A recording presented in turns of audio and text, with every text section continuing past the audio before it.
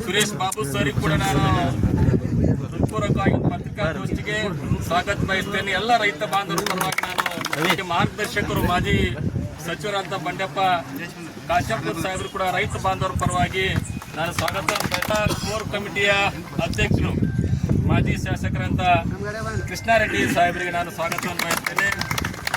ನಮ್ಮ ಪಕ್ಷದ ಶಾಸಕರು, ಯುವ ನಾಯಕರು, ಭವಿಷ್ಯದ ಒಂದು ಉತ್ತರ ಕರ್ನಾಟಕದ ನಾಯಕರಾದಂಥ ಶಾಸಕರಾದಂಥ ಶರಣಗೌಡ ಕಂತ್ಕೂರ್ ಸಾಹೇಬರು ಕೂಡ ಹೃತ್ಪೂರ್ವಕವಾಗಿ ರೈತರ ಪರವಾಗಿ ನಾನು ಸ್ವಾಗತ ಬಯಸ್ತೇನೆ.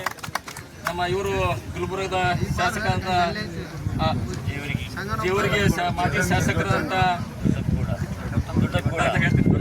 ದೊಡ್ಡಪ್ಪಗೌಡ ಸಾಹೇಬರಿಗೆ, ಸಿ ವಿ ಚಂದ್ರಶೇಖರ್ ಸಾಹೇಬರಿಗೆ, ನಮ್ಮ ಬಸವನಗೌಡದ ಬಸವನ ಬಾಗೇವಾಡಿಯ ಪಾಟೀಲ್ ಸಾಹೇಬ್ರ ಆದಾಗಿ ನಮ್ಮೆಲ್ಲ ಮುಖಂಡರು ಹೇಳಿದ್ರು, ಚಂದ್ರಶೇಖರ್ ಸಾಹೇಬ್ರಿಗೆ, ಎಲ್ಲ ನಮ್ಮ ಮುಖಂಡರಿಗೆ ಈ ಭಾಗದ ಎಲ್ಲ ರೈತರ ಪರವಾಗಿ ನಾನು ಕೃತಜ್ಞತೆಗಳನ್ನು ಸಲ್ಲಿಸಿ ಎಲ್ಲವನ್ನ ನೀವು ನೋಡ್ಕೊಂಡು ಬಂದಿದ್ದೀರ. ನಾನು ಕೈ ಮುಗಿದು ವಿನಂತಿಯನ್ನು ಮಾಡ್ಕೊಳ್ತೇನೆ.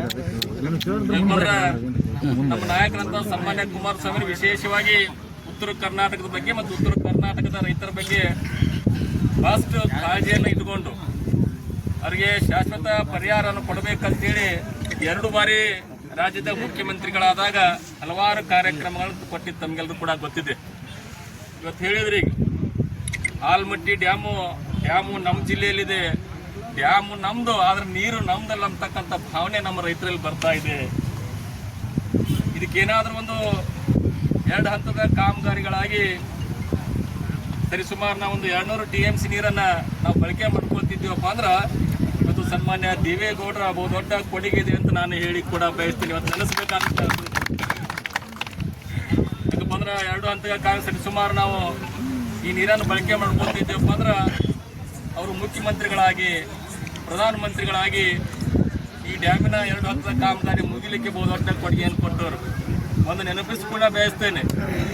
ಇದಕ್ಕೆ ಕಾಕತಾಳಿ ಅನ್ನೋ ರೀತಿ ಒಳಗ ಈ ಡ್ಯಾಮನ್ನು ಉದ್ಘಾಟನೆ ಮಾಡಿದ್ರೆ, ಲೋಕಾರ್ಪಣೆ ಮಾಡಿದವರೇ ನಮ್ಮ ನಾಯಕರ ಅಂತ ಸನ್ಮಾನ್ಯ ಕುಮಾರಸ್ವಾಮಿ ನಿಮ್ಗೆಲ್ಲರೂ ಕೂಡ ಗೊತ್ತಿರಲಿ. ಅಂದ್ರೆ ಒಂದು ನೀರಾವರಿ ಆಲ್ಮಟ್ಟಿ ಕೃಷ್ಣಾ ಮೇಲ್ದಂಡೆ ಯೋಜನೆ ಕೊಡುಗೆ, ಯೋಜನೆಯ ವಿಚಾರ ಬಂದಾಗ ನಮ್ಮ ಜನತಾ ಪಕ್ಷದ ಬಹು ದೊಡ್ಡ ಕೊಡುಗಿದೆ. ನಮ್ಮ ಆಶಯ ಏನಿದೆಯಪ್ಪ ಅಂದ್ರೆ ನಾವು ಮಗ್ಲಿದ್ದವರು ನೀರು ಕಾಣುತ್ತಾ ಹೋಗಿ ನಮ್ಗೆ ಕುಡಿಬೇಕಾದ್ರೆ ನೀರು ಸಿಗ್ತಾ ಇಲ್ಲ. ನಮ್ಮ ರೈತರಿಗೆ ಹೊಲಗಳಿಗೆ ತಂದ ನೀರಾವರಿಯನ್ನು ಮಾಡಬೇಕಾದ್ರೆ ನೀರು ಸಿಗ್ತಾ ಇಲ್ಲ. ಈ ಒಂದು ವಿಚಾರವನ್ನ ನಿಮ್ಮಲ್ಲಿ ನಾನು ಕೈ ಮುಗಿದು ವಿನಂತಿ ಮಾಡ್ಕೊತೀನಿ. ಈ ಭಾಗದ ರೈತರ ಪರವಾಗಿ ತುರ್ತಾಗಿ ಇವತ್ತು ಏನೋ ಏತ್ ನೀರಾವರಿ ಹಾಕೊಳ್ತೀವಿ ಅಂತಾರ, ಘೋಷಣೆ ಮಾಡ್ತಾರ. 8 ವರ್ಷ ಆದ್ರೂ ಕೂಡ ಆ ಯೋಜನೆಗಳ ಕಾರ್ಯಗತ ಆಗಿ ರೈತರ ಹೊಲಗಳ 8 ವರ್ಷ ಆಯ್ತು.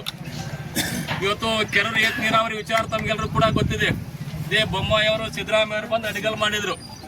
ಆ ಯೋಜನೆನ 2019ರ ಬಜೆಟ್ನಲ್ಲಿ ಕೆರೂರು ಏತ್ ನೀರಾವರಿ ಸರಿಸುಮಾರು 32,000 ಎಕರೆ ನೀರಾವರಿ ಆಗ್ತಕ್ಕಂಥ ಬಾದಾಮಿ ಮತಕ್ಷೇತ್ರದ ಯೋಜನೆಯನ್ನ ಘೋಷಣೆ ಮಾಡಿ 2019ನೇ ಬಜೆಟ್ನಲ್ಲಿ ಅನುದಾನ ಇಟ್ಟರು. ಸನ್ಮಾನ್ಯ ಕುಮಾರಸ್ವಾಮಿ 560 ಕೋಟಿ ರೂಪಾಯಿ ಘೋಷಣೆ ಮಾಡಿ 80 ಕೋಟಿ ರೂಪಾಯಿ ಅನುದಾನ ಇಟ್ಟಿದ್ರು. ಆ ಅನುದಾನಕ್ಕೆ ಸೀಮಿತ ಕೆಲಸ ಇನ್ನೂ ತನ ಏನೂ ಕೂಡ ಕಾರ್ಯಗತ ಆಗ್ತಾ ಇಲ್ಲ.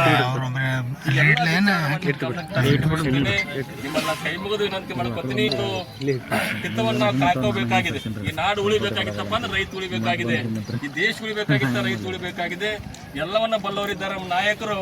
ಅವ್ರ ಗಮನಕ್ಕೆ ತಂದು ಆದ್ಯತೆ ಮೇರೆಗೆ ಕೃಷ್ಣಾ ಮೇಲ್ದಂಡೆ ಯೋಜನೆ ಮುಖಾಂತರ ಇರ್ಬೋದು, ಇವತ್ತು ಮಹದಾಯಿ ಯೋಜನೆ ಮುಖಾಂತರ ಇರ್ಬೋದು, ಶಾಶ್ವತವಾಗಿ ಪರಿಹಾರನ ಕಲ್ಪಿಸಿಕೊಡ್ಬೇಕಂತೇಳಿ ಎಲ್ಲ ನಿಯೋಗಕ್ಕೆ ರೈತರ ಪರವಾಗಿ ಕೈ ಮುಗಿದ ಮನವಿಯನ್ನು ಮಾಡ್ಕೊತೀನಿ.